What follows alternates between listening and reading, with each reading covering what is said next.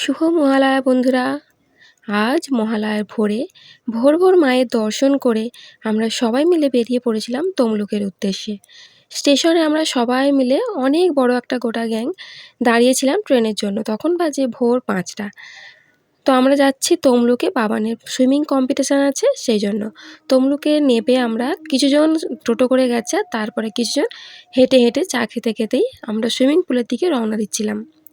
তারপরে সুইমিং পুলে গিয়ে দেখলাম যে সমস্ত কিছু তো রেডি, কারণ কালকে কিছুটা কম্পিটিশান হয়ে গেছে, আজকে কিছুটা বাকি আছে। তো যাদের কালকে ছিল কালকে চলে এসছে, আর আজকে কিছু জনের আছে সেই জন্য আজকে এসছে। আর এখানে দেখো তর্পণ হচ্ছে, যেহেতু মহালয়া আর এইটা যেহেতু পুকুরের মধ্যেই, সেই জন্য ওখানে তর্পণ করা চলছে। আর এখানে কিছুজন বাচ্চা এক্সারসাইজ করছে।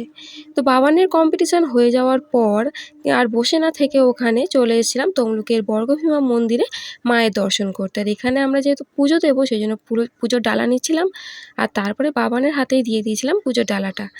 পুজো টুজো দিয়ে তারপরে আমরা কিন্তু বাড়ির দিকে রওনা দিয়েছিলাম। তো এখানে ভিডিও করা যায় কি না সেই জন্য সেই ভয়ে ভয়ে লুকিয়ে লুকিয়েই করছিলাম। যাই হোক, ভিতরটা ঢুকে ভালোভাবেই করলাম। আর এটা হচ্ছে ওই মনস্কামনা পূরণের যে ঠিলি বাঁধে সেইটাই।